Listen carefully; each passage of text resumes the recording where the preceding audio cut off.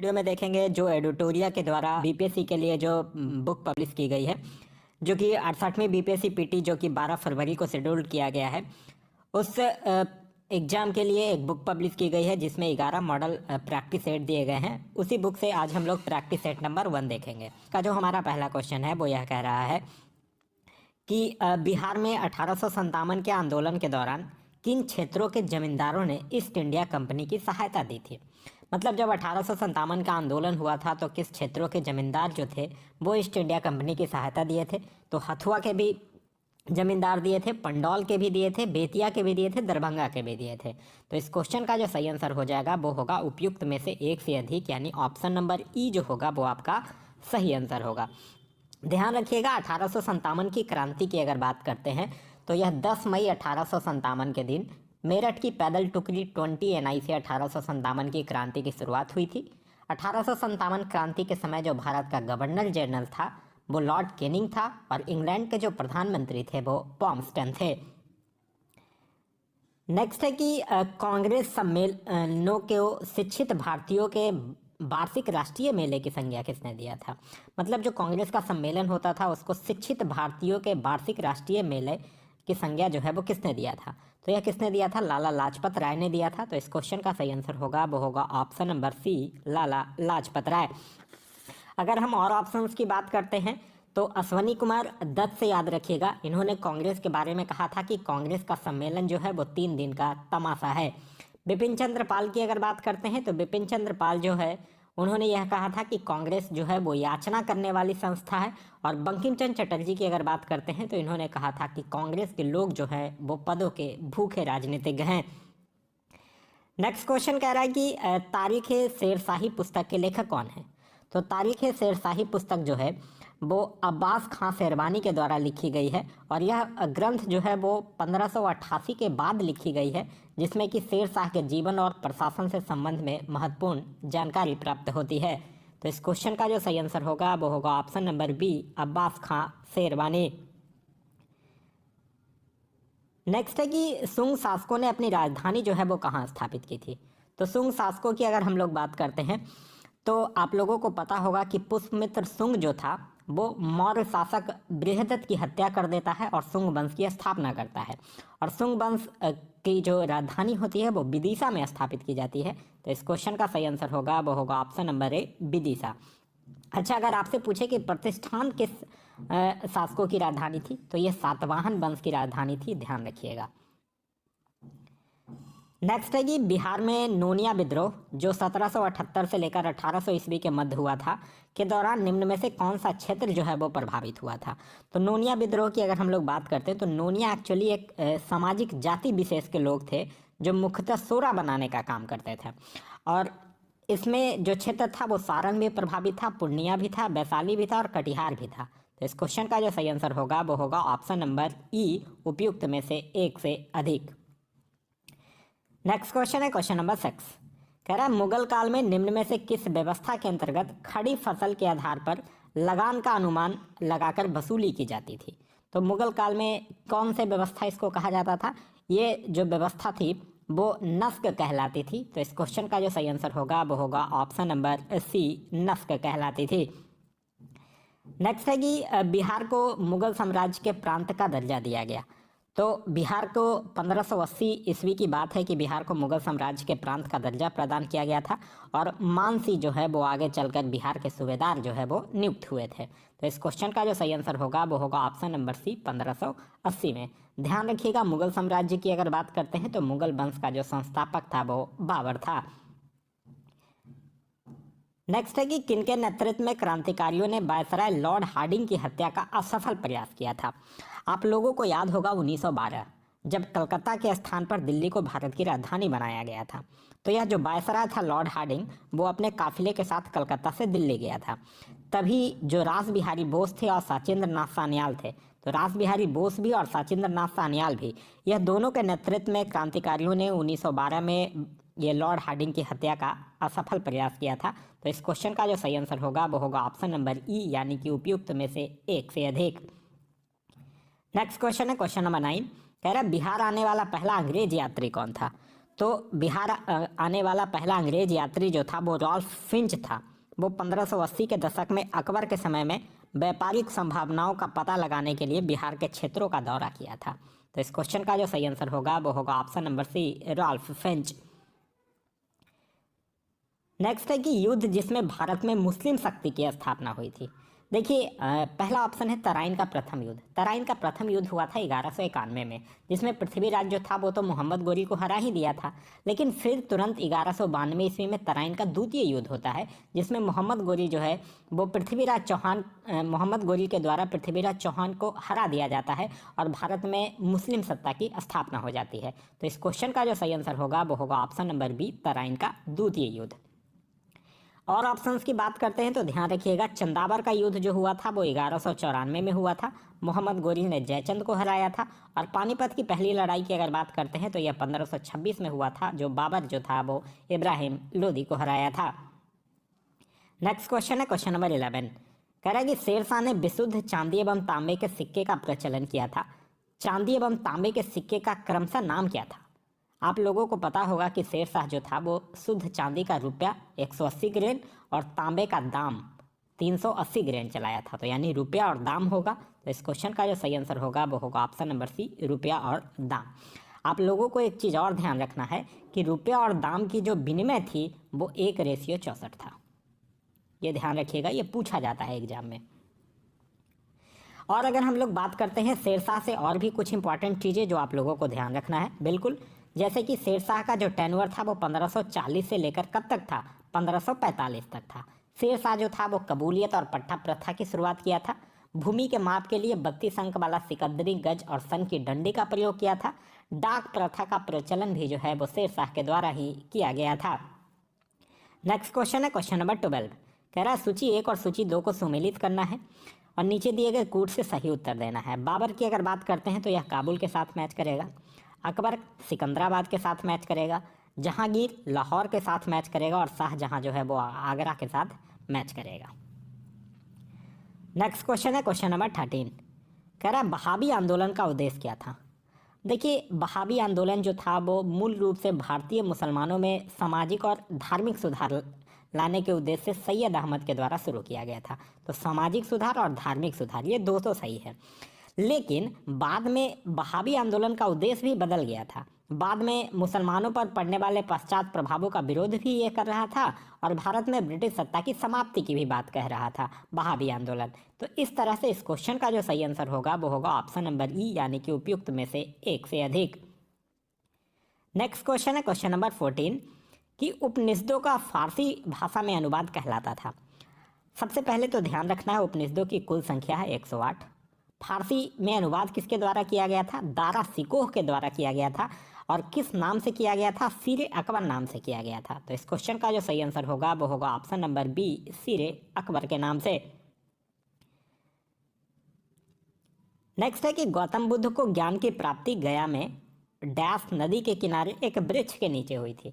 आप लोग पढ़े होंगे कि गौतम बुद्ध जो है वो 6 वर्ष की कठिन तपस्या करते हैं।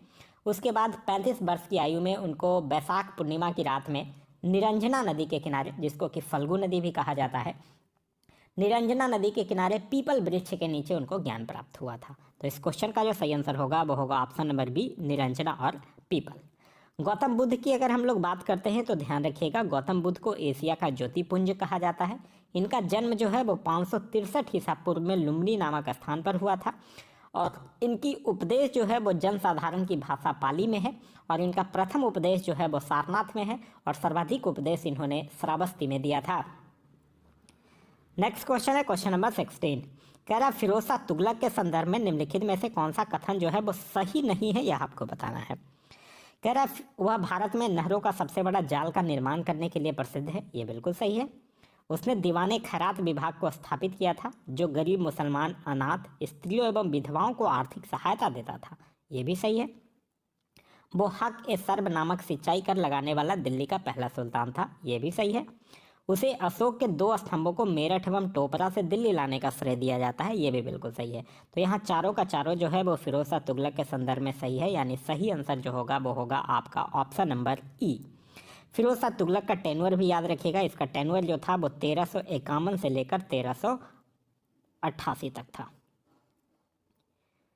नेक्स्ट क्वेश्चन है क्वेश्चन नंबर 17। कह रहा है कि किस सुल्तान के काल में खालसा भूमि अधिक पैमाने पर विकसित हुई थी। तो खालसा भूमि जो है वो सबसे अधिक पैमाने पर विकसित हुआ था अलाउद्दीन खिलजी के शासनकाल में। तो इस क्वेश्चन का सही आंसर होगा वो होगा option number B, Alauddin Khilji. Alauddin Khilji से ध्यान रखिएगा, यह 1296 में दिल्ली का सुल्तान बना था। इसने सेना को नगद वेतन देने और अस्थायी सेना की नींव रखी थी। इसने घोड़ा दागने और सैनिकों का हुलिया लिखने का प्रथा का शुरुआत किया था। साथ ही साथ इसने जैमियत खाना मस्जिद, अलाई दरवाज़ा, सिरी का किला और हजार खंभा महल का भी निर्माण करवाया था। नेक्स्ट क्वेश्चन है क्वेश्चन नंबर 18। हम बहुत बड़ी भूल करेंगे यदि हम बिहार की जनता और उसके मंत्रिमंडल को लीग के नेताओं के हिंसक व असभ्य आक्रमणों के आगे रक्षित छोड़ देंगे। वर्ष 1946 में यह बात जो है वो किसके द्वारा कही गई थी। तो यह बात जो है वो सरदार वल्लभ भाई पटेल के द्वारा कहा गया था। तो इस क्वेश्चन का जो सही आंसर होगा वो होगा ऑप्शन नंबर सी, सरदार वल्लभ भाई पटेल के द्वारा। ध्यान रखिएगा, सरदार वल्लभ भाई पटेल को भारत बिस्मार्क भी कहा जाता है। नेक्स्ट है कि मगध के कण्व वंश के संस्थापक कौन था। तो देखिए, शुंग वंश का अंतिम शासक कौन था, देवभूति, और उसी की हत्या करके उसका जो सचिव है वसुदेव, उसने कण्व वंश की स्थापना करता है। तो इस क्वेश्चन का जो सही आंसर होगा वो होगा option number D, Vasudev. Next question है कि किनके द्वारा लंदन में ब्रिटिश इंडिया सोसाइटी की स्थापना की गई थी। तो लंदन में ब्रिटिश इंडिया सोसाइटी की स्थापना हुई थी 1839 में, और किसके द्वारा, विलियम एडम्स के द्वारा। तो इस क्वेश्चन का जो सही आंसर होगा वो होगा option number D, William Adams के द्वारा। नेक्स्ट है कि सुलह ए कुल का सिद्धांत किसके द्वारा प्रतिपादित किया गया था। तो सुलह ए कुल एक्चुअली एक धार्मिक नीति थी जिसका मतलब था कि सभी के साथ शांतिपूर्ण व्यवहार करना का सिद्धांत था। तो इस क्वेश्चन का जो सही आंसर होगा वो होगा ऑप्शन नंबर सी, अकबर। ध्यान रखिएगा, अकबर का जो टेन्योर था वो 1556 से लेकर कब तक था, 1605 तक था। अकबर से जो कुछ पूछे जाने वाली तिथियां हैं वो ध्यान रखना है आपको। अकबर जो था वो दास प्रथा का अंत किया था 1562 में, तीर्थ यात्रा कर समाप्त किया था 1563 में, जजिया कर समाप्त किया था 1564 में, इबादत खाने की स्थापना किया था 1575 में, उसके बाद दीन इलाही की स्थापना किया था 1582 में, और इलाही संबत की शुरुआत किया था 1583 में। तो ये सारा चीज़ अकबर से आप लोगों को ध्यान रखना है। नेक्स्ट क्वेश्चन है क्वेश्चन नंबर 22। कह रहा है तथाकथित कुशासन के आधार पर किस गवर्नर जनरल ने मैसूर राज्य के प्रशासन को ले लिया था। ठीक है, देखिए, लॉर्ड विलियम बेंटिक जो था वो 1831 में मैसूर को और 1834 में कुर्ग को अपने प्रदेश में मिला लिया था। तो इस क्वेश्चन का जो सही आंसर होगा वो होगा ऑप्शन नंबर सी, यानी कि लॉर्ड विलियम बेंटिक। ध्यान रखिएगा एक चीज़, लॉर्ड विलियम बेंटिक जो था वो भारत का पहला गवर्नर जनरल था, और इसका टेन्योर जो था वो 1828 से लेकर 1835 तक था। नेक्स्ट क्वेश्चन कह रहा है कि देव समाज का संस्थापक निम्न में से कौन था। देव समाज के संस्थापक की अगर बात करते हैं तो वो कौन थे, शिव नारायण अग्निहोत्री। और इसकी स्थापना कब की गई थी, इसकी स्थापना जो है वो 1887 में, और कहाँ किया गया था, तो लाहौर में किया गया था। ध्यान रखिएगा। तो इस क्वेश्चन का सही आंसर होगा वो होगा option number C, Shiv Narayan Agnihotri. Next question है क्वेश्चन नंबर 24। कह रहा है कि विधवा पुण्य विवाह अधिनियम किसके शासन में क्रियान्वित किया गया था। तो देखिए, विधवा पुण्य विवाह अधिनियम की अगर बात करते हैं तो यह 1856 में किया गया था। 1856 में किसका टेन्योर था, लॉर्ड कैनिंग का। तो इस क्वेश्चन का सही आंसर होगा वो होगा option number B, Lord Canning. और इस अधिनियम को पास कराने में ईश्वरचंद विद्यासागर को जो था वो एक प्रमुख योगदान था। लॉर्ड कैनिंग की अगर बात करते हैं तो इनका टेन्योर जो था वो 1856 से लेकर 1862 तक था। इसी के टेन्योर में मुगल सम्राट के पद को समाप्त किया कर दिया जाता है, और लॉर्ड कैनिंग ही जो था वो राज्य विलय की नीति यानी कि डॉक्ट्राइन ऑफ लैप्स को भी समाप्त करता है। नेक्स्ट क्वेश्चन कह रहा है कि निम्न युग्मों में से कौन सा जो है वो सही सुमेलित है, यह आपको बताना है। लॉर्ड कॉर्नवालिस अस्थायी बंदोबस्त, बिल्कुल सही सुमेलित है। चतुराईपूर्ण निष्क्रियता, लॉर्ड वेलेस्ली, ये गलत है, ये एक्चुअली लॉर्ड लॉरेंस होना चाहिए था यहाँ पे। फिर है सहायक संधि, लॉर्ड डलहौजी, ये भी गलत है। सहायक संधि जो होना चाहिए वो लॉर्ड वेलेस्ली होना चाहिए। भारतीय राष्ट्रीय कांग्रेस की स्थापना लॉर्ड लिटन, ये भी गलत है, ये लॉर्ड डफरीन के टाइम में हुआ था। तो यह तीनों गलत है, सिर्फ और सिर्फ ए सही है, यानी ऑप्शन नंबर ए जो होगा वो आपका सही आंसर होगा। नेक्स्ट क्वेश्चन है क्वेश्चन नंबर 26। कह रहा है निम्नलिखित में से किन व्यक्तियों ने द्वितीय गोलमेज सम्मेलन में भाग लिया था। द्वितीय गोलमेज सम्मेलन में महात्मा गांधी, हाँ बिल्कुल भाग लिए थे, क्योंकि 1931 में जो द्वितीय गोलमेज सम्मेलन हुआ था उसमें गांधी जी जो थे वो अकेले कांग्रेस का प्रतिनिधित्व कर रहे थे। फिर बाद में शासन जो है वो सरोजनी नायडू और मदन मोहन मालवीय को भी व्यक्तिगत रूप से सम्मेलन में भाग लेने के लिए मनोनीत करता है। तो सरोजनी नायडू भी हो जाएंगे, मदन मोहन मालवीय भी हो जाएंगे, मौलाना आज़ाद नहीं होंगे। तो 1, 2, 3 यानी इस ऑप्शन का सही आंसर होगा वो होगा ऑप्शन नंबर डी। क्लियर है। चलिए नेक्स्ट क्वेश्चन है क्वेश्चन नंबर 27। कह रहा है 1904 ईस्वी में क्रांतिकारियों की गुप्त संस्था अभिनव भारत का गठन किसने किया था। देखिए अभिनव भारत की शुरुआत कहाँ से होती है। सबसे पहले बी.डी. सावरकर जो थे वो नासिक में एक मित्र मेला नामक संस्था की स्थापना करते हैं 1899 में, और यही फिर जाकर 1904 में एक गुप्त सभा अभिनव भारत के रूप में परिणत हो जाता है। तो इस क्वेश्चन का जो सही आंसर होगा वो होगा option number C, B D. Savarkar.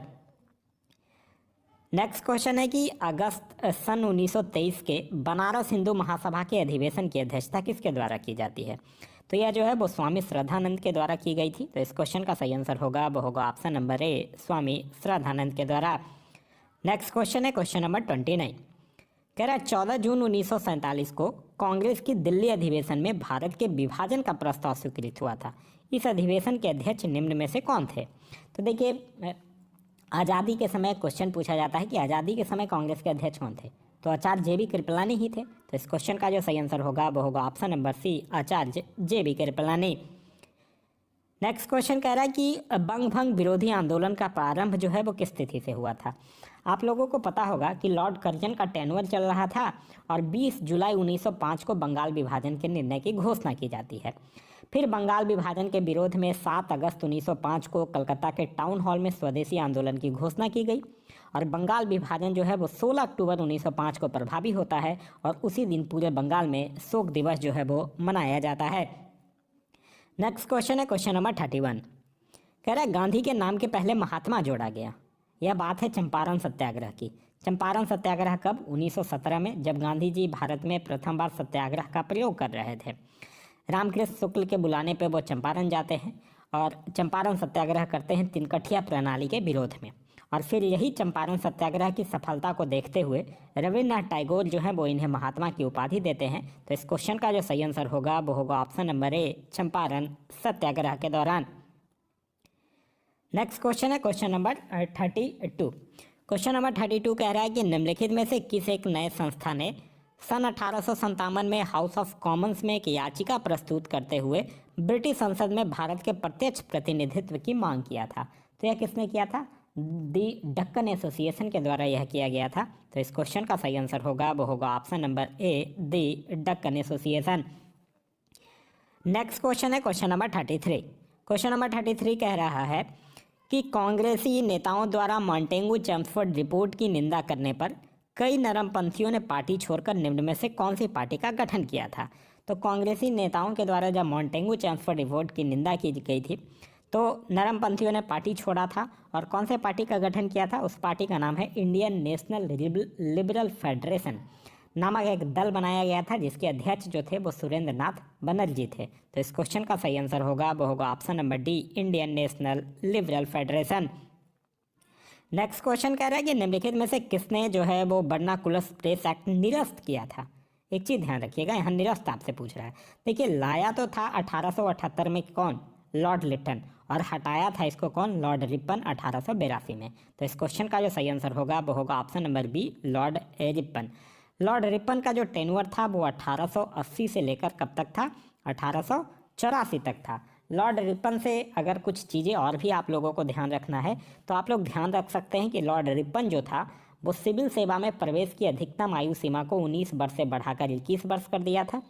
इसके समय में ही भारत में 1881 में सर्वप्रथम नियमित जनगणना करवाई गई थी, और 1881 में ही इसके द्वारा ही प्रथम कारखाना अधिनियम भी लाया गया था।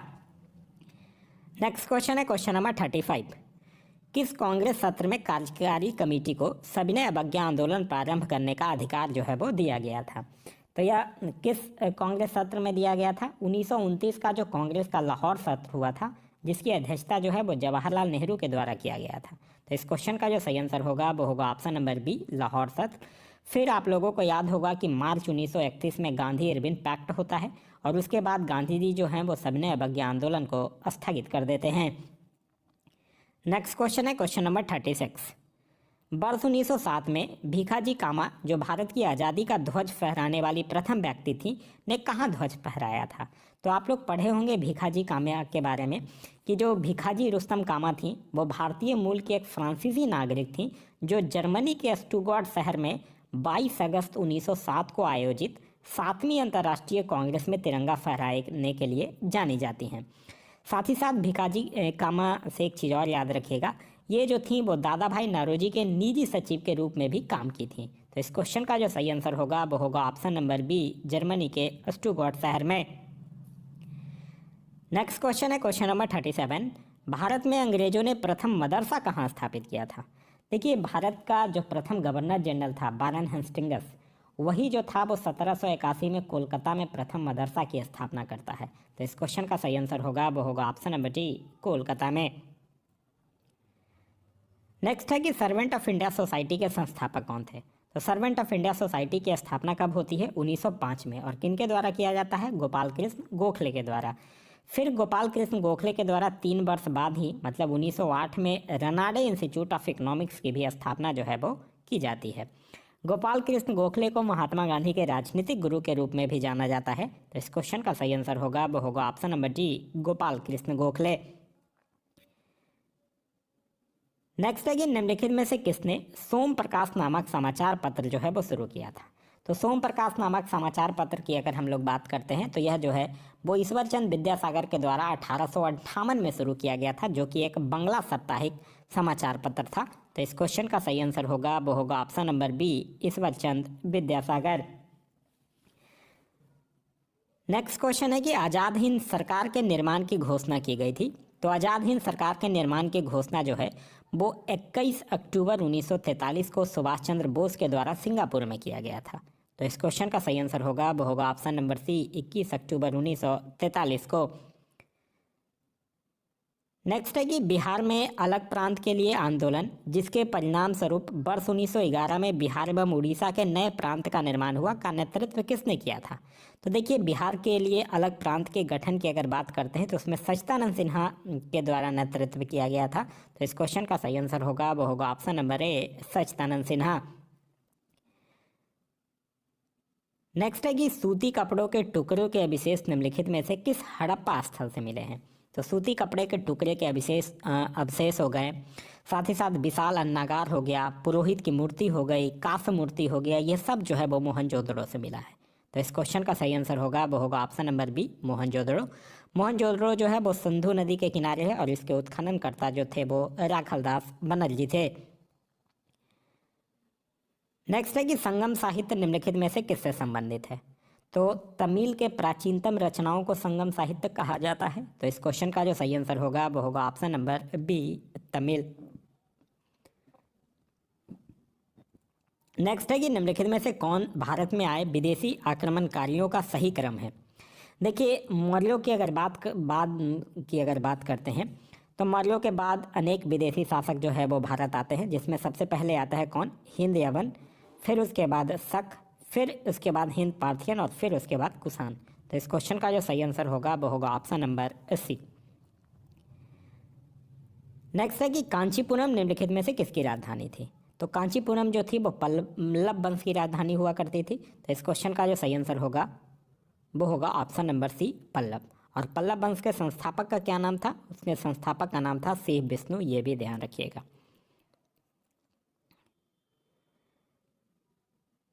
नेक्स्ट है कि एक अरब यात्री इब्न बतूता जो है वो किस सुल्तान के काल में भारत आता है? तो इब्न बतूता जो था वो मोरक्को का यात्री था, जो कि 1333 ईस्वी में लगभग भारत आता है। मोहम्मद बिन तुगलक का शासनकाल उस समय रहता है। तो इस क्वेश्चन का सही आंसर होगा वो होगा ऑप्शन नंबर बी, MBT, यानी कि मोहम्मद बिन तुगलक। मोहम्मद बिन तुगलक की अगर बात करते हैं तो यह जो है वो 1325 में दिल्ली के सिंहासन पर बैठता है। मोहम्मद बिन तुगलक से और भी चीज़ें कुछ याद रखिएगा, जैसे यह मध्यकालीन सभी सुल्तानों में सर्वाधिक शिक्षित, विद्यमान और योग्य व्यक्ति था। इसे स्वप्नशील, पागल और रक्त पिपासु कहा गया है। यह जो है वो अपनी राजधानी को दिल्ली से देवगिरी में स्थानांतरित करता है और उसका नाम दौलताबाद रखता है। इसने कृषि के विकास के लिए एक अमीर कोही नामक एक नए नवीन विभाग की भी स्थापना करता है और इसी के शासनकाल में दक्षिण में हरिहर और बुक्का नामक दो भाइयों ने एक स्वतंत्र राज्य विजयनगर की स्थापना भी कर देता है। नेक्स्ट क्वेश्चन है क्वेश्चन नंबर 47। कह रहा है कि ऑक्सीटॉक्सिन हार्मोन का स्राव जो है वो किस ग्रंथि से होता है। तो यह जो है वो पीयूष ग्रंथि से होता है और इसका जो ये हार्मोन होता है वो प्रसव और दुग्ध स्राव में सहायता करता है। तो इस क्वेश्चन का जो सही आंसर होगा वो होगा ऑप्शन नंबर सी, पीयूष ग्रंथि, जिसको कि मास्टर ग्रंथि के नाम से भी जाना जाता है। नेक्स्ट क्वेश्चन है क्वेश्चन नंबर 48। कह रहा हाइड्रा में अलैंगिक जनन निम्न में से किसके द्वारा होता है। तो देखिए हाइड्रा में कोशिकाओं के नियमित विभाजन के कारण एक स्थान पर एक थोड़ा सा उभार विकसित हो जाता है और इस उभार को कहा जाता है मुकुल और यही वृद्धि करता है और नन्हे जीव में बदल जाता है और जब यह पूर्ण विकसित हो जाता है तो वो उससे अलग हो जाता है और एक स्वतंत्र जीव बन जाता है। तो इस क्वेश्चन का जो सही आंसर होगा वो होगा ऑप्शन नंबर बी, मुकुलन। नेक्स्ट है कि वृद्धि हार्मोन जो है वो स्रावित होता है। तो वृद्धि हार्मोन जो है वो पिट्यूटरी ग्लैंड से स्रावित होता है। तो इस क्वेश्चन का जो सही आंसर होगा वो होगा ऑप्शन नंबर ए, पिट्यूटरी ग्रंथि से। नेक्स्ट क्वेश्चन कह रहा है कि वेसोप्रेसिन का कार्य है।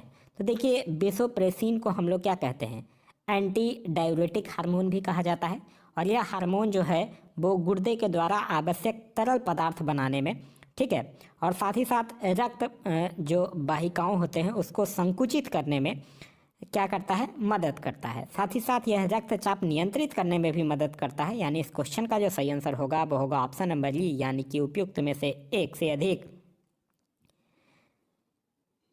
नेक्स्ट है कि कार्बोहाइड्रेट उपचय को किसके द्वारा नियंत्रित किया जाता है। तो देखिए शरीर में जो कार्बोहाइड्रेट उपचय होता है वो इंसुलिन के द्वारा नियंत्रित होता है। तो इस क्वेश्चन का सही आंसर होगा वो होगा ऑप्शन नंबर सी, इंसुलिन के द्वारा।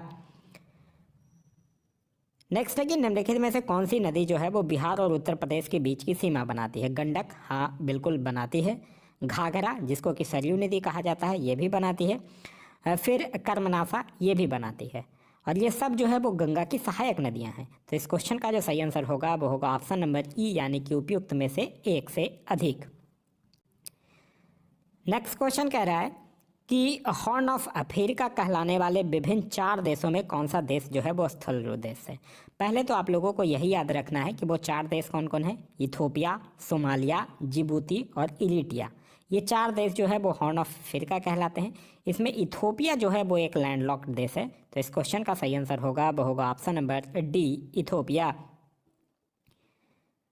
नेक्स्ट है कि रोमानिया की राजधानी कहाँ है। रोमानिया की राजधानी की अगर बात करते हैं तो वो है बुखारेस्ट। अच्छा एक चीज़ कंफ्यूज नहीं होइएगा, बुडापेस्ट, बुडापेस्ट हंगरी की राजधानी है और बुखारेस्ट रोमानिया की राजधानी है। तो इस क्वेश्चन का सही आंसर होगा वो होगा option number D, Bucharest. Next है कि बिहार के किस कृषि जलवायु क्षेत्र में सबसे अधिक जिले हैं। देखिए बिहार के अगर कृषि जलवायु की दृष्टि से देखा जाए तो 3 भाग और एक उपभाग में बांटा गया है, जिसमें जो उत्तर पश्चिम भाग है उसमें सर्वाधिक 13 जिले आते हैं। तो इस क्वेश्चन का जो सही आंसर होगा वो होगा ऑप्शन नंबर बी, उत्तर पश्चिम।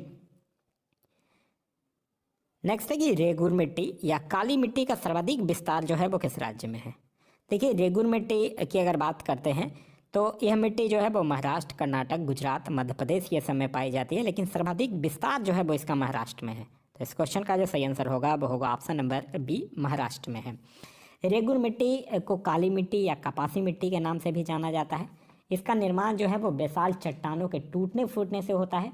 इसमें आयरन, चूना, एल्युमिनियम और मैग्नीशियम की बहुलता पाई जाती है और इस मिट्टी का जो काला रंग होता है वो टिटेनिस मैग्नेटाइट और जीवाश्म की उपस्थिति के कारण होता है। नेक्स्ट क्वेश्चन है कि मलक्का जलसंधि में आने जाने की सुविधाएं हैं।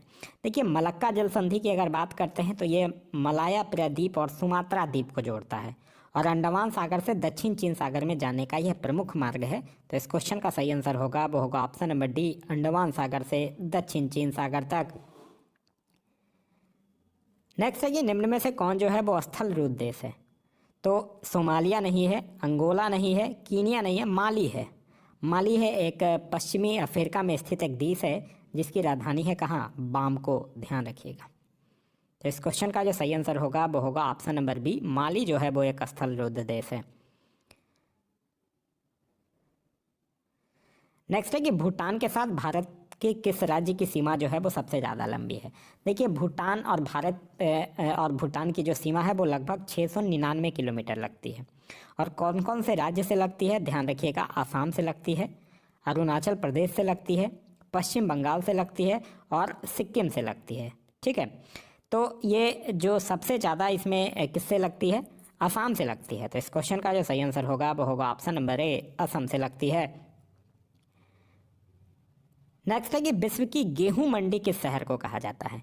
देखिए गेहूं के उत्पादन की अगर बात करते हैं तो सबसे ज़्यादा देश में उत्पादन करता है चीन और राज्य में उत्पादन करता है यूपी यानी कि उत्तर प्रदेश। यहाँ से पूछ रहा है विश्व की गेहूं मंडी किसको कहा जाता है, तो वो कनाडा का एक शहर है विनिपेग, उसको कहा जाता है। तो इस क्वेश्चन का जो सही आंसर होगा वो होगा ऑप्शन नंबर ए। नेक्स्ट है कि टेरा रोसा मिट्टी किसके लिए उपयुक्त होता है। देखिए टेरा रोसा मिट्टी जो है वो ब्राज़ील में पाया जाता है और ब्राज़ील जो है वो कहवा का सबसे बड़ा उत्पादक देश है, यानी ये कहवा के लिए उपयुक्त होता है। तो इस क्वेश्चन का जो सही आंसर होगा वो होगा ऑप्शन नंबर बी, कहवा। आगे है कि आल्प्स पर्वत के विस्तृत क्षेत्र से संबंधित देश कौन है। तो आल्प्स पर्वत जो है वो फ्रांस से लेकर स्विट्जरलैंड तक आल्प्स पर्वत का विस्तार है। तो फ्रांस भी हो गया, स्विट्जरलैंड भी, यानी इस क्वेश्चन का जो सही आंसर होगा वो होगा ऑप्शन नंबर ई, यानी कि उपयुक्त में से एक से अधिक। याद रखिएगा यह जो आल्प्स पर्वत है यह यूरोप की सबसे बड़ी पर्वतमाला है। नेक्स्ट है कि याकूत किस देश की प्रमुख जनजाति है। याकूत की अगर बात करते हैं तो यह दक्षिण साइबेरिया यानी रूस की प्रमुख जनजाति है। तो इस क्वेश्चन का जो सही आंसर होगा वो होगा ऑप्शन नंबर सी, रूस। नेक्स्ट है कि भारत में उच्च न्यायालयों के न्यायाधीश को पद की शपथ दिलवाते हैं। भारत में उच्च न्यायालयों के न्यायाधीश के पद की शपथ आप लोग पढ़े होंगे संविधान का अनुच्छेद 219। इसके तहत भारत में उच्च न्यायालयों के न्यायाधीश को राज्य के राज्यपाल के द्वारा पद की शपथ दिलाई जाती है। तो इस क्वेश्चन का जो सही आंसर होगा वो होगा ऑप्शन नंबर बी, राज्य के राज्यपाल। नेक्स्ट है कि राष्ट्रपति और उपराष्ट्रपति के चुनावों से संबंधित चुनावी विवादों का निपटारा कौन करता है। तो अनुच्छेद 71 के तहत कोई भी अगर ऐसा कुछ विवाद होता है तो इसका निपटारा जो है वो भारत का सर्वोच्च न्यायालय करेगा और इसका फैसला जो होगा वो अंतिम होगा। तो इस क्वेश्चन का जो सही आंसर होगा वो होगा ऑप्शन नंबर सी, भारत का सर्वोच्च न्यायालय। नेक्स्ट क्वेश्चन है क्वेश्चन नंबर 66 कि भारत के संविधान में कल्याणकारी राज का आदर्श जो है वो निहित है। तो कल्याणकारी राज का आदर्श जो है वो राज्य के नीति निर्देशक तत्व में निहित है। तो इस क्वेश्चन का सही आंसर होगा वो होगा ऑप्शन नंबर डी, राज्य के नीति निर्देशक तत्व में। राज्य के नीति निर्देशक तत्व की अगर बात करते हैं तो यह जो है वो किसमें है, भाग 4 में अनुच्छेद 36 से 51 तक है और आयरलैंड के संविधान से लिया गया है। नेक्स्ट है कि निम्न में से कौन जो है वो विधि के शासन का प्रमुख लक्षण है। तो शक्तियों का परिसीमन, हाँ बिल्कुल है। स्वतंत्र और नागरिक अधिकार, ये भी है, स्वतंत्रता और नागरिक अधिकार। सरकार का जनता के प्रति उत्तरदायित्व, ये भी है। और विधि के समक्ष समता, ये भी है। ये सब जो है वो विधि के शासन का प्रमुख लक्षण है। तो इस क्वेश्चन का सही आंसर होगा वो होगा ऑप्शन नंबर ई, यानी कि उपयुक्त में से एक से अधिक। नेक्स्ट क्वेश्चन है क्वेश्चन नंबर 68, भारत में मताधिकार और निर्वाचित होने का अधिकार है। देखिए भारत में मताधिकार और निर्वाचित होने का अधिकार जो है वो एक संवैधानिक अधिकार है। आप लोग पढ़े होंगे भारतीय संविधान का अनुच्छेद 326, इसके द्वारा सार्वजनिक व्यस्क मताधिकार का प्रावधान जो है वो किया गया है। लेकिन सर्वोच्च न्यायालय का एक, आप लोगों को याद होगा, भारतीय संघ बनाम PUCL बात 2015, उसमें मतदान के अधिकार को एक विधिक अधिकार माना गया था। इस क्वेश्चन का जो तो सही आंसर हो जाएगा वो होगा ऑप्शन नंबर डी, यानी कि संवैधानिक अधिकार।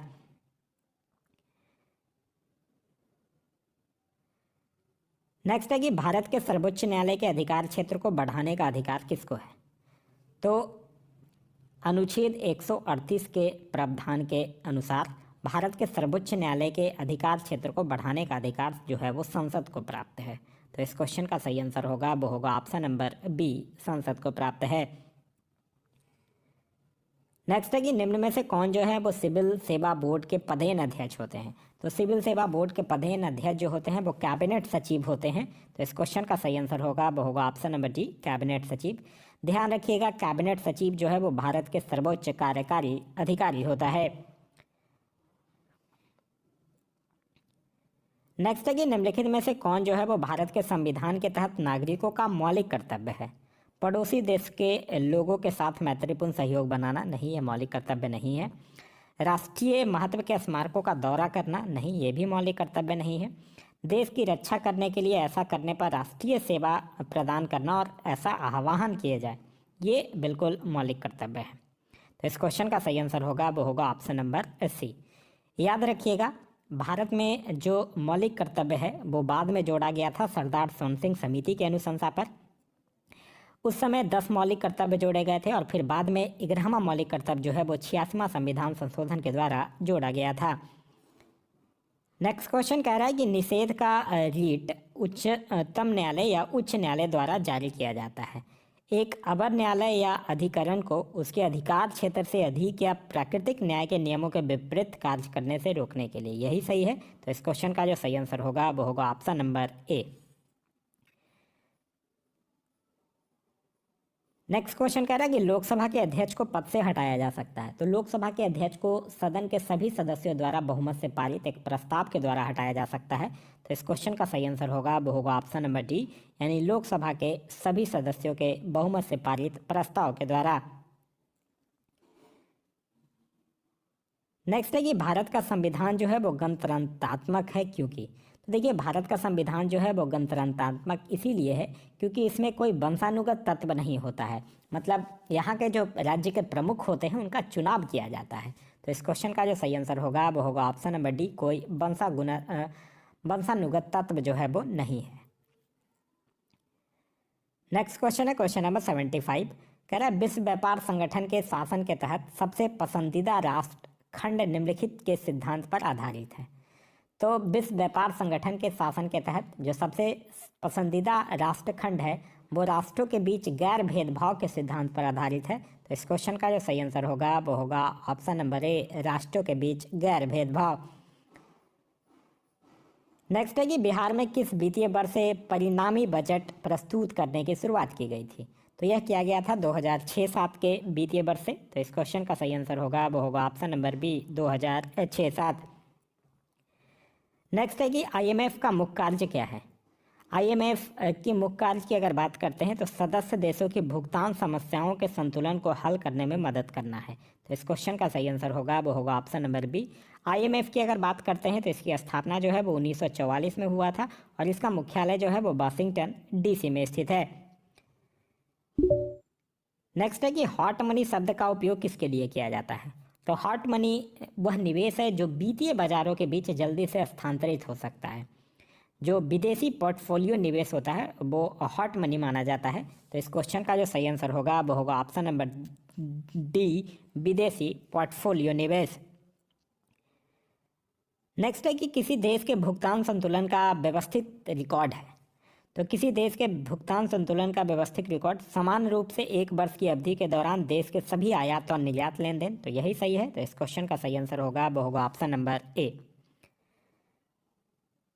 नेक्स्ट है कि निम्नलिखित में से कौन सा पूंजी खाता नहीं है। तो देखिए, विदेशी ऋण ये है, प्रत्यक्ष विदेशी निवेश भी है, पोर्टफोलियो निवेश भी है, निजी प्रेषण नहीं है। निजी प्रेषण जो है वो चालू खाते का हिस्सा है, तो पूंजी खाते का हिस्सा नहीं है। तो इस क्वेश्चन का सही आंसर होगा वो होगा ऑप्शन नंबर सी, निजी प्रेषण।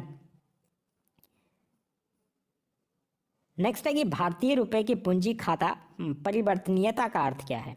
तो इसका अर्थ है कि वित्तीय परिसंपत्तियों में व्यापार के उद्देश्य से किसी भी विदेशी मुद्रा से भारतीय रुपए का आदान प्रदान किया जा सकता है। तो इस क्वेश्चन का सही आंसर होगा वो होगा ऑप्शन नंबर सी। नेक्स्ट है कि भारत में विदेशी मुद्रा भंडार का रखरखाव कौन करता है।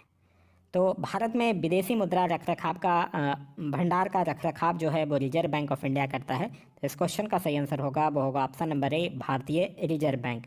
रिजर्व बैंक की स्थापना जो है वो 1935 में हुई थी और इसका मुख्यालय जो है वो मुंबई में स्थित है। नेक्स्ट है कि एड वेलोम कर आधारित है। तो एड वेलोम से तात्पर्य उत्पाद के मौद्रिक मूल्य पर लगाए गए शुल्क से है। तो इस क्वेश्चन का जो सही आंसर होगा वो होगा ऑप्शन नंबर सी, वस्तु का मौद्रिक मूल्य पर। नेक्स्ट है कि नाबार्ड के संदर्भ में निम्नलिखित कथनों पर विचार कीजिए। कह रहा है कि नाबार्ड की स्थापना जो है वो ग्रामीण ऋण के क्षेत्र में लगे संगठनों के कर्तव्यों के समन्वय के उद्देश्य से की गई थी। ये बिल्कुल सही है। और नाबार्ड की स्थापना कब की गई थी, ध्यान रखिएगा, नाबार्ड की स्थापना जो है वो 12 जुलाई 1982 को किया गया था और इसका मुख्यालय मुंबई में स्थित है। कह रहा है नाबार्ड से पहले नाबार्ड का कार्य भारतीय रिजर्व बैंक द्वारा किया जाता था। ये भी बिल्कुल सही है। नाबार्ड जो है वो प्रत्यक्ष वित्त और पूर्ण वित्त दोनों प्रदान करता है। ये गलत है। नाबार्ड जो है वो प्रत्यक्ष वित्त प्रदान नहीं करता है, ये ध्यान रखिएगा। तो पहला और दूसरा जो है वो सही है और तीसरा गलत है, यानी ऑप्शन नंबर ए जो होगा वो आपका सही आंसर होगा। नेक्स्ट क्वेश्चन है क्वेश्चन नंबर 85। कह रहा है कि भारत में कंपनियों के विलय और अधिग्रहण को विनियमित कौन करता है। तो यह जो है वो भारत का प्रतिस्पर्धा आयोग करता है। तो इस क्वेश्चन का जो सही आंसर होगा वो होगा ऑप्शन नंबर बी, भारत का प्रतिस्पर्धा आयोग ही है जो भारत में कंपनियों के विलय और अधिग्रहण को विनियमित करता है। नेक्स्ट क्वेश्चन कह रहा है कि न्यूनतम समर्थन मूल्य यानी एमएसपी के बारे में निम्नलिखित कथनों पर विचार कीजिए और कौन सा कथन सही नहीं है यह आपको बताना है। कह रहा है न्यूनतम समर्थन मूल्य आर्थिक मामलों की कैबिनेट समिति द्वारा प्रस्तावित किया जाता है। यह जो है वो गलत है, क्योंकि एमएसपी को कृषि लागत और मूल आयोग की सिफारिशों पर तय किया जाता है। फिर कह रहा है न्यूनतम समर्थन मूल्य को कृषि लागत और कीमतों के आयोग द्वारा मंजूरी दी जाती है। गलत है। एमएसपी के स्तर पर नीति आयोग अंतिम निर्णय लेती है। ये भी गलत है। तो यहाँ 1, 2 और 3 तीनों गलत है, यानी ऑप्शन नंबर डी जो होगा वो आपका सही आंसर होगा। नेक्स्ट है कि हाल ही में किस शहर में 17वां प्रवासी भारतीय दिवस आयोजित किया गया है। तो 17वां प्रवासी भारतीय दिवस जो है वो इंदौर में किया गया है। तो इस क्वेश्चन का सही आंसर होगा वो होगा ऑप्शन नंबर ए, इंदौर में। ध्यान रखिएगा, जो गुयाना के राष्ट्रपति हैं जिनका नाम है डॉक्टर मोहम्मद इरफान अली, वही 17वें प्रवासी भारतीय दिवस सम्मेलन के मुख्य अतिथि भी थे। और 17वां प्रवासी भारतीय दिवस का जो थीम था वो था प्रवासी अमृतकाल में भारत की प्रगति के लिए विश्वसनीय भागीदार। नेक्स्ट है कि नवंबर 2022 में पीएम गति शक्ति मल्टी मॉडल जलमार्ग शिखर सम्मेलन कहाँ आयोजित किया गया। तो यह जो है वो वाराणसी में आयोजित किया गया है। तो इस क्वेश्चन का सही आंसर होगा वो होगा ऑप्शन नंबर डी, वाराणसी में। नेक्स्ट है कि भारत 2023 में संगठन के अध्यक्ष के रूप में अगले एससीओ शिखर सम्मेलन की मेजबानी करेगा। इस आयोजन का विषय क्या है। तो एससीओ शिखर सम्मेलन 2023 का जो विषय है वो है एक सुरक्षित एससीओ के लिए, यानी कि ऑप्शन नंबर डी जो होगा वो आपका सही आंसर होगा। नेक्स्ट है कि 29वां एपेक जो है वो थाईलैंड बैंकॉक में हुआ है। तो इस क्वेश्चन का जो सही आंसर होगा वो होगा ऑप्शन नंबर बी, थाईलैंड में। अच्छा, अगर आपसे पूछते कि 30वां कहाँ होगा, तो 30वां अमेरिका में होगा। ध्यान रखिएगा। ये जो 29वां हुआ था इसका थीम क्या था, इसका थीम था open, connect and balance. Next है कि कतर ने 27 साल के प्राकृतिक गैस आपूर्ति सौदे के लिए निम्नलिखित में से किस देश के साथ साझेदारी किया है। तो कतर एनर्जी जो है वो चीन के साथ 27 साल के लिए प्राकृतिक गैस आपूर्ति समझौते की घोषणा किया है और यह जो है वो अब तक का सबसे लंबा गैस समझौता भी है, यह भी ध्यान रखिएगा। और किसके साथ किया है, कतर, चीन के साथ किया है, यानी ऑप्शन नंबर बी जो होगा वो आपका सही आंसर होगा। नेक्स्ट है कि किस टेनिस खिलाड़ी ने अस्ताना ओपन फाइनल खिताब जीता है। तो अस्ताना ओपन फाइनल खिताब जो है वो नोवाक जोकोविक के द्वारा जीता गया है। तो इस क्वेश्चन का सही आंसर होगा वो होगा option number B, Novak Djokovic. Next है कि फाइनल में बहरीन के हबीब सबाह को हराकर भारत से कौन नया विश्व सेक्स रेड स्नूकर चैंपियन बने हैं। तो उनका नाम है एस श्रीकृष्ण, यानी ऑप्शन नंबर ए जो होगा वो आपका सही आंसर होगा। नेक्स्ट है कि हाल ही में खबरों में रहा असोला भट्टी वन्यजीव अभयारण्य कहाँ स्थित है। देखिए, एक्चुअली असोला भट्टी वन्यजीव अभयारण्य है, वहाँ हाल ही में 7-8 तेंदुओं की मौजूदगी की पुष्टि की गई है, इसीलिए वो चर्चा में आया था। और असोला भट्टी वन्यजीव अभयारण्य जो है वो नई दिल्ली में स्थित है, यानी ऑप्शन नंबर ए जो होगा वो सही आंसर होगा। नेक्स्ट है कि किस संस्था द्वारा लिविंग प्लैनेट रिपोर्ट जो है वो प्रकाशित किया जाता है। तो लिविंग प्लैनेट रिपोर्ट जो है वो WWF के द्वारा प्रकाशित किया जाता है, यानी कि वर्ल्ड वाइल्ड लाइफ फंड के द्वारा प्रकाशित किया जाता है, यानी ऑप्शन नंबर बी जो होगा वो आपका सही आंसर होगा। ध्यान रखिएगा, WWF की स्थापना हुई थी 1961 में और इसका मुख्यालय जो है वो ग्लैंड, स्विट्जरलैंड में स्थित है। नेक्स्ट है कि हाल ही में खबरों में रहा वायु अमृत क्या है। तो वायु अमृत की अगर बात करते हैं तो यह एक फसल अवशेष प्रबंधन पहल है जो कि भारतीय उद्योग परिसंघ ने पंजाब के संगरूर में किया है। ठीक है, तो इस क्वेश्चन का जो सही आंसर होगा वो होगा ऑप्शन नंबर ए, फसल अवशेष प्रबंधन पहल। नेक्स्ट है कि प्रधानमंत्री आवास योजना शहरी पुरस्कार 2021 में किस राज्य को प्रथम स्थान मिला है? प्रथम स्थान मिला है उत्तर प्रदेश को, दूसरे पे है मध्य प्रदेश और तीसरा पर है तमिलनाडु। तो इस क्वेश्चन का जो सही आंसर होगा वो होगा option number B, Uttar Pradesh. संयुक्त राष्ट्र मानवाधिकार आयोग के विशेष दूत के रूप में नियुक्त होने वाली पहली भारतीय और एशियाई महिला कौन है? तो उनका नाम क्या है? उनका नाम है डॉक्टर KP असवनी। तो इस क्वेश्चन का जो सही आंसर होगा वो होगा option number D, doctor KP Aswani. Next है कि देश का पहला वर्चुअल स्कूल कहाँ शुरू होगा? तो देखिए, देश का पहला वर्चुअल स्कूल जो है वो दिल्ली मॉडल वर्चुअल स्कूल है जो नई दिल्ली में लॉन्च किया गया है। और इस क्वेश्चन का जो सही आंसर होगा वो होगा ऑप्शन नंबर सी, नई दिल्ली।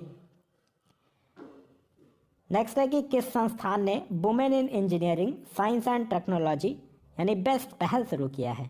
तो यह भारत सरकार के प्रधान वैज्ञानिक सलाहकार के कार्यालय ने शुरू किया है। तो इस क्वेश्चन का सही आंसर होगा वो होगा ऑप्शन नंबर बी, प्रधान वैज्ञानिक सलाहकार के कार्यालय के द्वारा।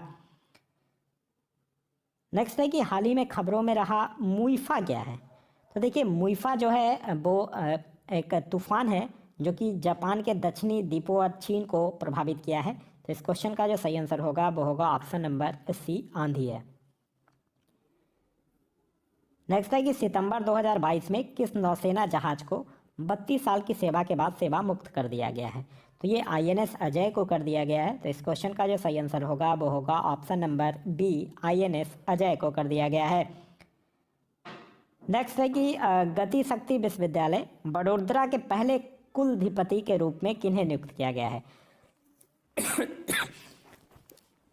तो जो केंद्रीय रेल मंत्री है अश्विनी वैष्णव, उनको राष्ट्रपति जो हमारी हैं द्रौपदी मुर्मू, उनके द्वारा गति शक्ति विश्वविद्यालय बड़ोदरा का कुलाधिपति नियुक्त कर दिया गया है। तो इस क्वेश्चन का सही आंसर होगा वो होगा ऑप्शन नंबर सी, अश्विनी वैष्णव। अच्छा, एक नाम और याद रखिएगा, डॉक्टर मनोज चौधरी, ये कुलाधिपति नियुक्त हुए हैं और डॉक्टर मनोज चौधरी जो है वो कुलपति नियुक्त हुए हैं। तो अगर कुलपति पूछेगा तो आपका आंसर होगा डॉक्टर मनोज चौधरी। नेक्स्ट है कि दुनिया का सबसे ऊंचा रेलवे पुल जो है वो किस देश में स्थित है? तो दुनिया का सबसे ऊंचा रेलवे पुल जो है वो जम्मू कश्मीर में चिनाब नदी पर है स्थित। तो इस क्वेश्चन का जो सही आंसर होगा वो होगा option number A, Bharat. Next है कि हाल ही में किसे अमेरिका के द्वारा presidential life time achievement award से सम्मानित किया गया है? तो ये किया गया है कृष्णा बबीलाला को। तो इस क्वेश्चन का सही आंसर होगा वो होगा ऑप्शन नंबर बी। नेक्स्ट है कि मेजर ध्यानचंद खेल रत्न पुरस्कार 2022 जो है वो किस खिलाड़ी को प्रदान किया गया है? तो ये टेबल टेनिस के खिलाड़ी हैं जिनका नाम है अचंत शरत कमल। तो इस क्वेश्चन का सही आंसर होगा वो होगा ऑप्शन नंबर बी। नेक्स्ट है कि हाल ही में भारतीय रिजर्व बैंक ने किस देश के मौद्रिक प्राधिकरण के साथ मुद्रा अदली बदली के समझौते पर हस्ताक्षर किए हैं? तो यह मालदीव के साथ किया है रिजर्व बैंक ऑफ इंडिया ने। तो इस क्वेश्चन का सही आंसर होगा वो होगा option number B, Maldives. Next है कि प्रधानमंत्री नरेंद्र मोदी ने 11वीं शताब्दी के भक्ति संत रामानुजाचार्य की स्मृति में 216 फीट ऊंची स्टैचू ऑफ इक्वलिटी राष्ट्र को समर्पित किया है। यह कहाँ स्थित है? तो स्टैचू ऑफ इक्वलिटी कहाँ स्थित है? यह हैदराबाद में है। तो इस क्वेश्चन का सही आंसर होगा वो होगा option number A, Hyderabad. Next है कि किस देश ने रहने योग्य संभावित ग्रहों की पहचान करने के लिए AI आधारित एल्गोरिथम तैयार किया है? देखिए, ये किया तो है इंडिया। तो इस क्वेश्चन का तो सही आंसर है वो है ऑप्शन नंबर डी, भारत। थोड़ा सा इस चीज़ को ध्यान रखिएगा, जो भारत का इंडियन इंस्टीट्यूट ऑफ एस्ट्रोफिजिक्स है उसके खगोलविदों ने बिट्स पिलानी के खगोलविदों के साथ मिलकर उच्च संभावना वाले संभावित रहने योग्य ग्रह की पहचान करने के लिए एक आर्टिफिशियल इंटेलिजेंस आधारित एल्गोरिथम जो है वो तैयार किया है। नेक्स्ट है कि बिहार में जातीय गणना जो है वो कितने चरणों में करवाई जा रही है? देखिए, बिहार में जातीय जनगणना की शुरुआत जो है वो 7 जनवरी 2023 को हुआ है और यह 2 चरणों में होगा। तो इस क्वेश्चन का जो सही आंसर होगा वो होगा ऑप्शन नंबर बी, 2 चरणों में। नेक्स्ट है कि ब्रिक्स देशों के न्यू डेवलपमेंट बैंक ने भारत में क्षेत्रीय कार्यालय खोलने की घोषणा किया है। यह किस राज्य में खोला जाएगा? तो जो न्यू डेवलपमेंट बैंक है वो अपना क्षेत्रीय कार्यालय जो है वो गुजरात में खोलेगा। तो इस क्वेश्चन का सही आंसर होगा वो होगा ऑप्शन नंबर डी, गुजरात में। नेक्स्ट है कि प्यार का पौधा अभियान किस भारतीय राज्य द्वारा शुरू किया गया है? तो प्यार का पौधा अभियान जो है वो बिहार राज्य के द्वारा शुरू किया गया है, जिसके तहत वृक्षारोपण को बढ़ावा दिया जाएगा। तो इस क्वेश्चन का सही आंसर होगा वो होगा option number A, Bihar. Next है कि जैव विविधता का विस्तृत रजिस्टर तैयार करने वाला पहला मेट्रो शहर हाल ही में कौन बन गया है?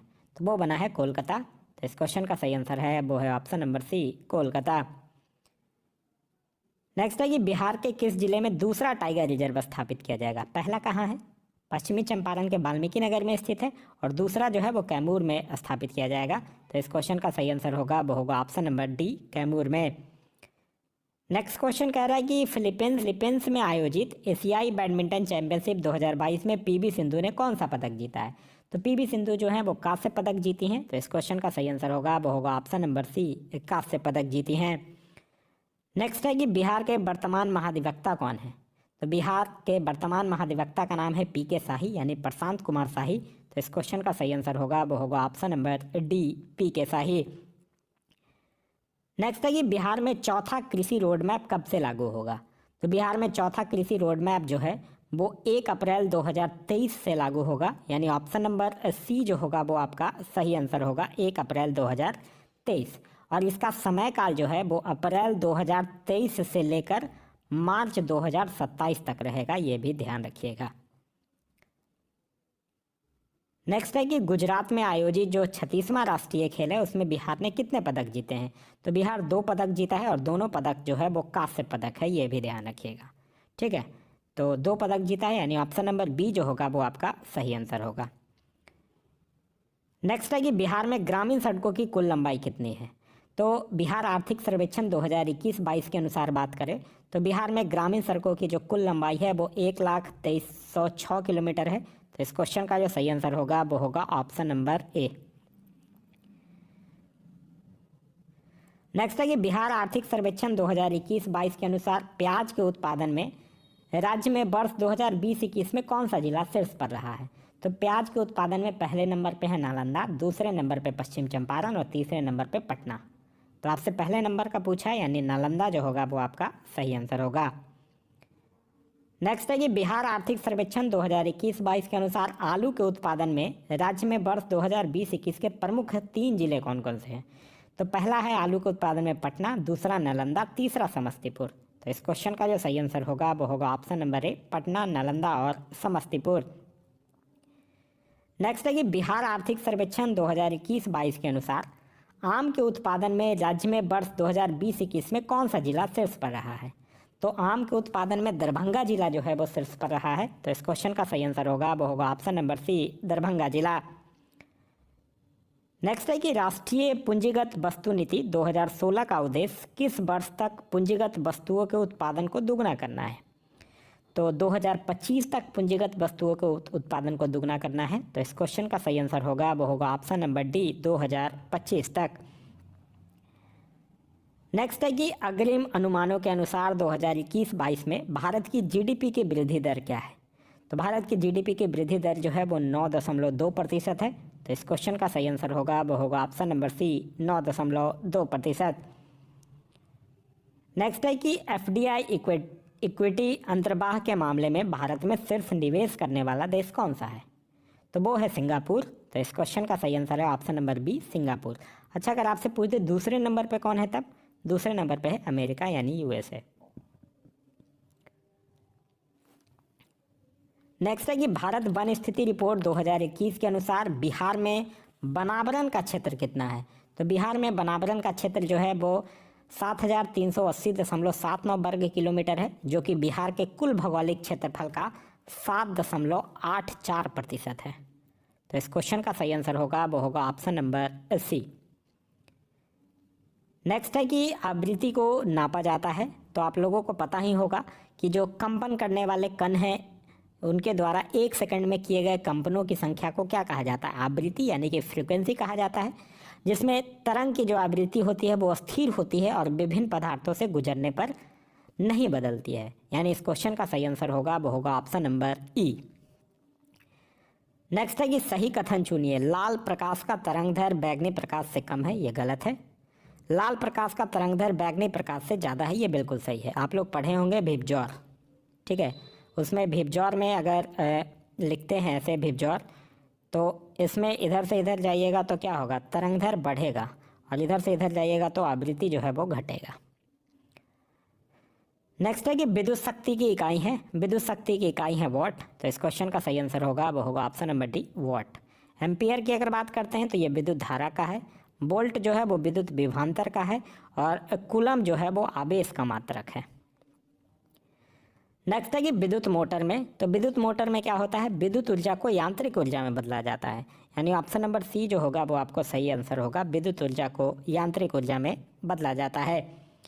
विद्युत धारा निम्न में से किस उपकरण से मापी जाती है, तो विद्युत धारा जो है वो एमीटर से मापी जाती है, तो इस क्वेश्चन का सही आंसर होगा वो होगा ऑप्शन नंबर बी, यानी कि एमीटर से मापी जाती है।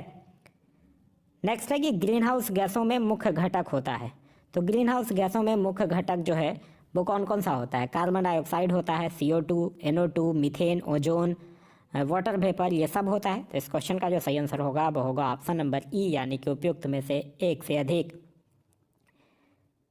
नेक्स्ट है कि आइंस्टीन को नोबेल प्राइज किस कार्य पर मिला था, तो आइंस्टीन को नोबेल प्राइज जो है वो 1921 में फिजिक्स के फील्ड में मिला था, प्रकाश विद्युत प्रभाव की खोज के लिए, तो इस क्वेश्चन का जो सही आंसर होगा वो होगा ऑप्शन नंबर डी, प्रकाश विद्युत प्रभाव के खोज के लिए। नेक्स्ट है कि निम्न में से किसका पीएच मान 7 है, शुद्ध पानी का भी पीएच मान 7 है, और उदासीन विलयन का भी पीएच मान 7 है। क्षारीय विलयन की अगर बात करते हैं हम लोग, तो क्षारीय विलयन का पीएच जो है वो 7 से अधिक होगा, और अम्लीय विलयन का 7 से कम होगा, तो इस क्वेश्चन का जो सही आंसर होगा वो होगा ऑप्शन नंबर ई, यानी कि उपयुक्त में से एक से अधिक। नेक्स्ट है कि निम्न तत्वों में से किसमें न्यूट्रॉन नहीं होता है, ऑक्सीजन में होता है, नाइट्रोजन में होता है, तांबा में होता है, हाइड्रोजन में नहीं होता है, तो इस क्वेश्चन का जो सही आंसर होगा वो होगा option number C, hydrogen. Next है कि डीएनए की खोज किसने की थी, देखिए इस क्वेश्चन को ध्यान से समझिएगा, यहाँ यह नहीं पूछा गया है कि डीएनए के जो हेलिक्स मॉडल का खोज किसने किया गया था, तो डीएनए को सबसे पहले 1816 में फ्रेडरिक मिसेर ने देखा था, और उसे उसने न्यूक्लियॉन कहा था। फिर जाकर 1953 में जेम्स वॉटसन और फ्रांसिस क्रिक ने इसकी जो डबल हेलिक्स मॉडल की खोज करते हैं, जिसके लिए उनको 1962 में नोबेल पुरस्कार भी प्राप्त होता है, तो इस क्वेश्चन का जो सही आंसर होगा वो होगा ऑप्शन नंबर ई, यानी कि उपयुक्त में से कोई नहीं। नेक्स्ट क्वेश्चन कह रहा है कि ट्राइग्लिसराइड क्या है, तो ट्राइग्लिसराइड क्या है, एक बसा है, तो इस क्वेश्चन का जो सही आंसर होगा वो होगा ऑप्शन नंबर सी, ये बसा कोशिका में संचित होता है।